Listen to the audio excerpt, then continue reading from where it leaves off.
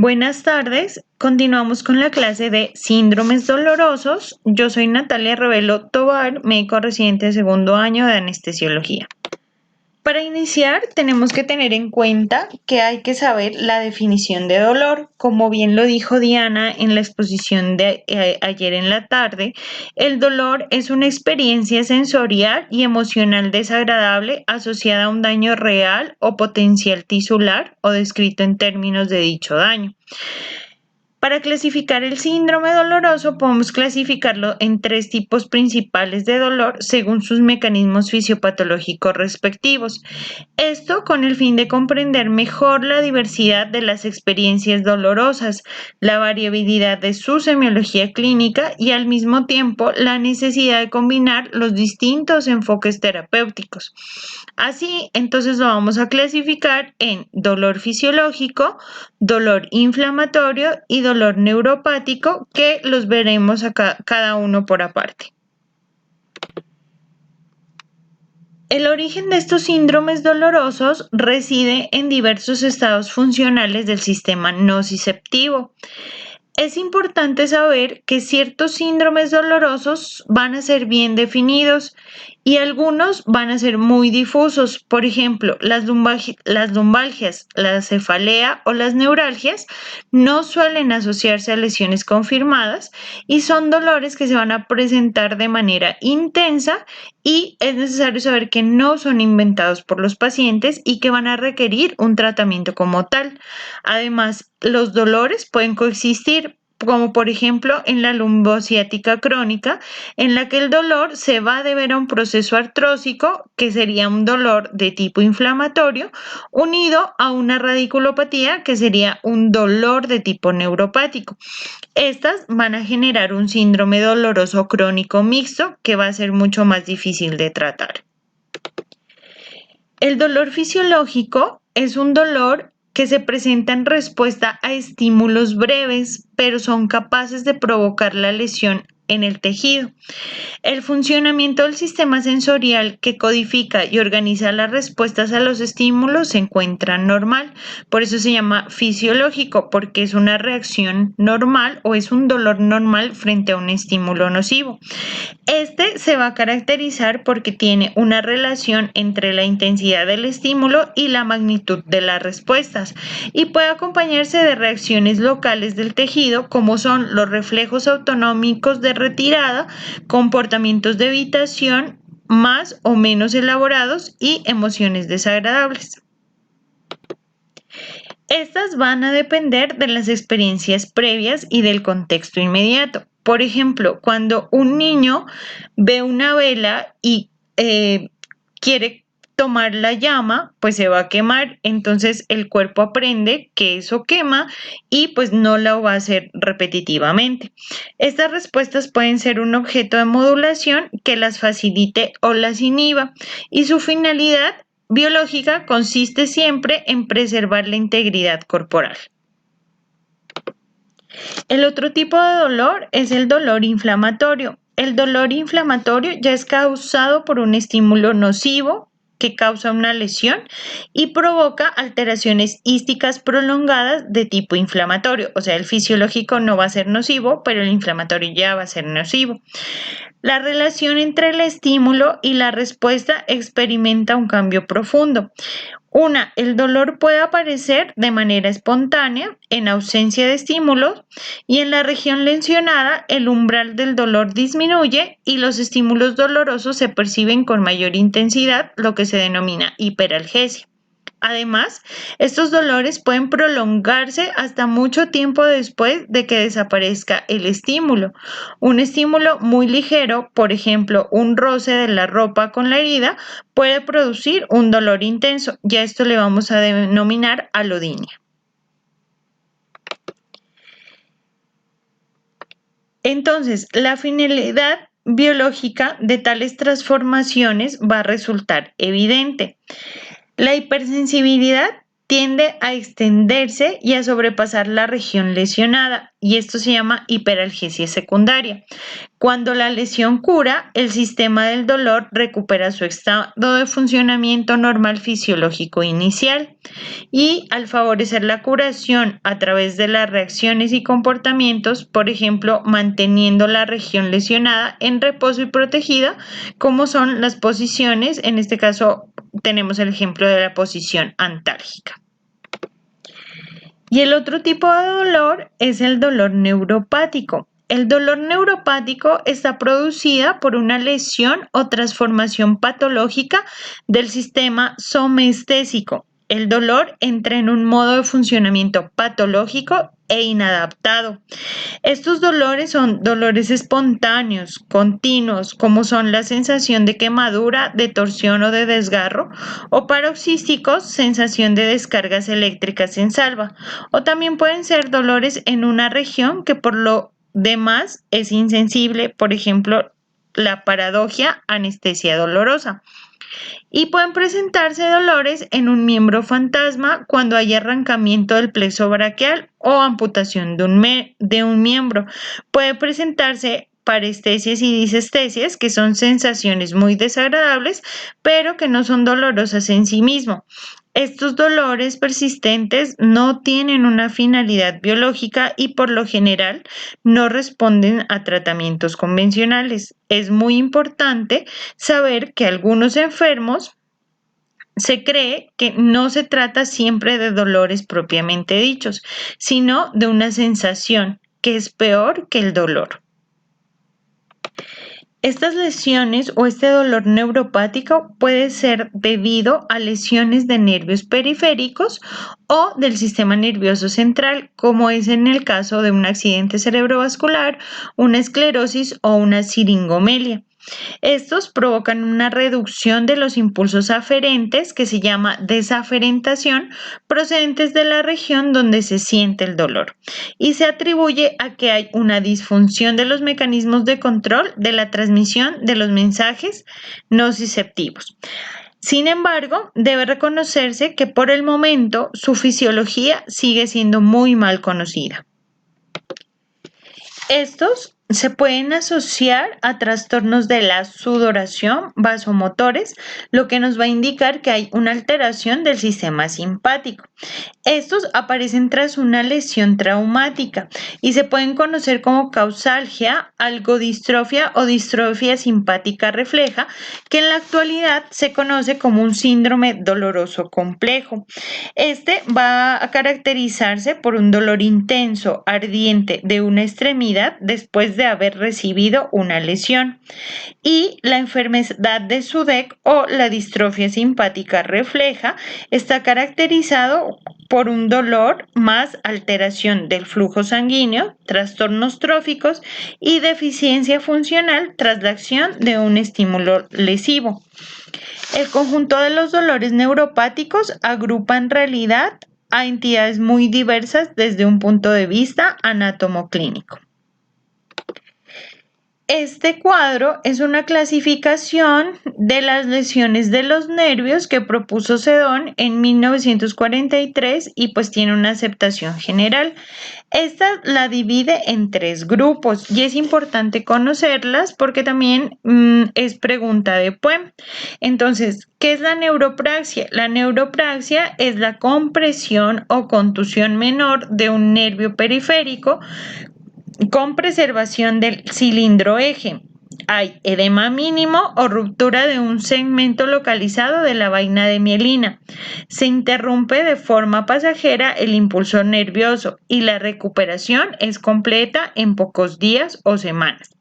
La axonotmesis es una lesión más importante con ruptura del axón y degeneración waleriana distal. Hay preservación del endoneuro y de las células de Schwann con una recuperación espontánea con buena actividad funcional. Y la neurotmesis ya es una lesión más grave con una sección anatómica completa del nervio. Existe una disrupción del endoneuro y diversos grados de afectación del endoneuro y del epineuro. En este grupo no se puede anticipar una recuperación espontánea. Entonces, después de haber visto estos tres tipos de dolores, que es el dolor fisiológico, el dolor inflamatorio y el dolor neuropático, nos vamos a centrar en unos síndromes que son síndromes de analgesia o hipoalgesia. Estos síndromes pueden ser más que todo síndromes congénitos. La analgesia es la ausencia del dolor y la hipoalgesia es la disminución del dolor. La analgesia congénita al dolor constituye un grupo muy heterogéneo de enfermedades que se va a caracterizar por la ausencia de una sensación dolorosa. Estos síntomas se manifiestan a veces desde el nacimiento, son difíciles de diagnosticar y el pronóstico va a ser muy reservado, ya que a menudo el síndrome se acompaña de automutilaciones y de un profundo sufrimiento psicológico, porque son pacientes pues que no se dan cuenta porque no les duele. Además, pueden causarse neuropatías sensoriales y autónomas hereditarias denominadas NSAH en varios tipos que los vamos a ver a continuación. Entonces, las neuropatías sensoriales autónomas hereditarias tipo 1 es una de las más frecuentes. Hay una alteración autosómica dominante. Estos síntomas suelen manifestarse a lo largo del segundo y el tercer trimestre, decenios de la vida. La axonopatía es distal con una degeneración retrógrada de las fibras mielínicas de pequeño calibre A delta y de las fibras amielínicas C. ¿Cómo comienza la enfermedad? Comienza con una pérdida de la sensibilidad dolorosa de la parte distal de los miembros inferiores. Estas lesiones van evolucionando con rapidez a mutilaciones con infecciones que pueden llegar hasta la osteomelitis. La sensibilidad somoestésica puede desaparecer de manera progresiva en el siguiente orden. Primero se pierde la térmica, la táctil, vibratoria y solo ya en formas muy raras la propioceptiva. Pueden cursar con arreflexia aquileana y rotuliana. Los signos de disautonomía son raros, con episodios de dolor lancinante, y la enfermedad es importante que no afecta a los miembros superiores. Las neuropatías sensoriales autónomas hereditarias tipo 2 son menos frecuentes y son autosómicas recesivas. Los signos aparecen en la primera infancia y pueden cursar con quemaduras o heridas en las extremidades debido a una deficiencia grave de la sensibilidad superficial y general, aunque más grave aún en las cuatro extremidades. Las sensibilidades dolorosas y térmicas se afectan de primero y luego siguen la sensibilidad táctil y vibratoria. Rara es el déficit de la sensibilidad propioceptiva. Hay signos vegetativos moderados, siempre se pierden los reflejos tendinosos. Se asocian además a hipotonía muscular y retraso en la adquisición de las habilidades motrices. Por el contrario, la velocidad de conducción motora es normal, aunque se han descrito algunos casos de retraso mental, la inteligencia suele conservarse o suele ser conservada. Las neuropatías sensoriales autónomas hereditarias tipo 3 se caracterizan por una disautonomía familiar o un síndrome que se llama Relay-Dye. Esta es una enfermedad autosómica recesiva que afecta a judíos y es procedente de Europa. El gen alterado va a ser el 9q31 y el q33. La biopsia de nervio muestra ausencia de fibras amielínicas. Hay alteraciones sensoriales y vegetativas, insensibilidad al dolor y abarca todos los estímulos dolorosos. Esta enfermedad cuenta con quemaduras frecuentes, heridas y hasta fracturas. Los reflejos osteotendinosos y corneales están totalmente abolidos y disminuidos. Y es habitual en estos pacientes que se presenta augeusia, que es porque hay una ausencia de papilas fungiformes y la fuerza muscular también es normal en este tipo. Estas pueden presentar alteraciones gastrointestinales, respiratorias, genitourinarias y oso. En las gastrointestinales podemos encontrar trastornos de succión y deglución con regurgitación, vómitos incoercibles, atonía intestinal y estos pacientes pues pueden dar neumonía. Respiratorios, como ya les dije, neumopatías secundarias, aspiración repetidas, alteración de la regulación del centro respiratorio. Algunos pacientes pueden sufrir de síndrome de obstrucción al sueño y pueden producir muerte súbita. Estos bebés pueden morirse súbitamente. En el tracto genitourinario puede haber incontinencia diurna y nocturna. En la parte ósea, escoliosis, fracturas y osteocondritis. Y estos pacientes pueden contar con retraso psicomotor, malnutrición, infecciones repetitivas y su mortalidad es elevada de un 5 a un 10%. La neuropatía sensorial autónoma de tipo 4 es una enfermedad autosómica recesiva. Es rara y se manifiesta ya en el nacimiento por episodios de hipertermia inexplicados y en ocasiones son episodios muy graves. Puede acompañarse de anhidrosis, insensibilidad termoanalgésica con sensibilidad táctil completamente respetada, arreflexia osteotendinosa y disminución del reflejo corneal. El retraso mental en estos pacientes es habitual. Y es importante reconocer algunos términos para tener en cuenta algunas definiciones. La parestesia, ¿qué es? Es una sensación anormal, espontánea o provocada. No es considerada como desagradable para diferenciarla de la disestesia. Se puede presentar como una sensación de hormigueo que se siente al comprimir un nervio, notando adormecida un área corporal. La formicación es la sensación de insectos caminando sobre la piel y no son dolorosas. La disestesia es una sensación anormal, pero esta va a ser desagradable, es espontánea o provocada. Una disestesia es una parestesia, pero es dolorosa.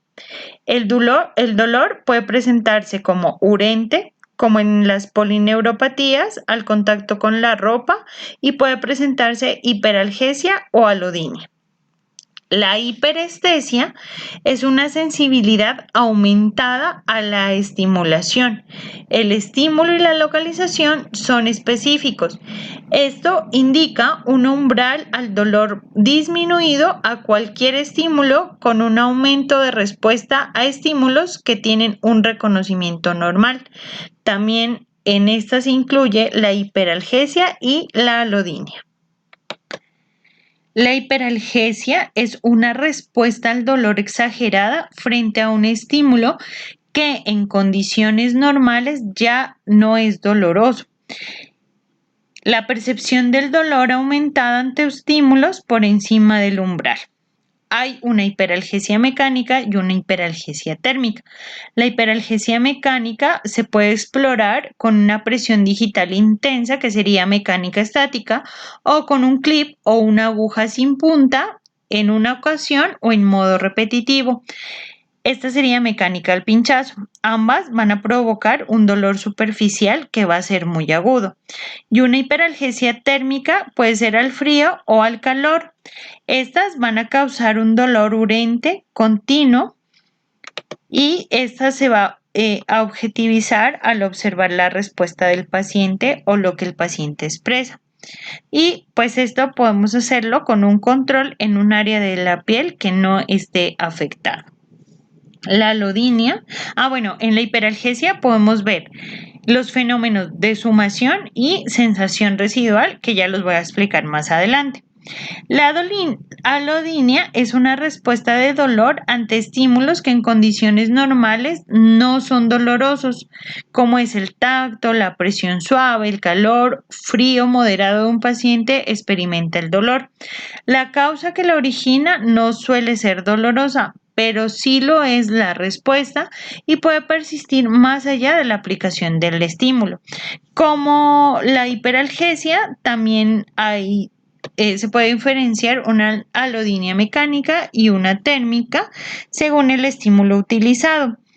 La alodinia mecánica se divide a su vez en estática si se aplica un solo estímulo como la presión manual leve que causa un dolor sordo pesado y la dinámica por aplicación repetida de estímulos suaves o por el paso suave sobre la piel de un cepillo, gasa o algodón que origina un dolor agudo superficial.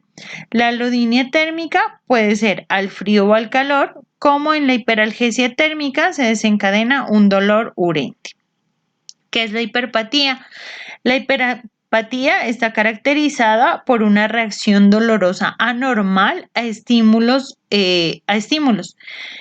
Mayor si es repetitivo y un umbral aumentado al dolor que puede generar disestesia sumatoria.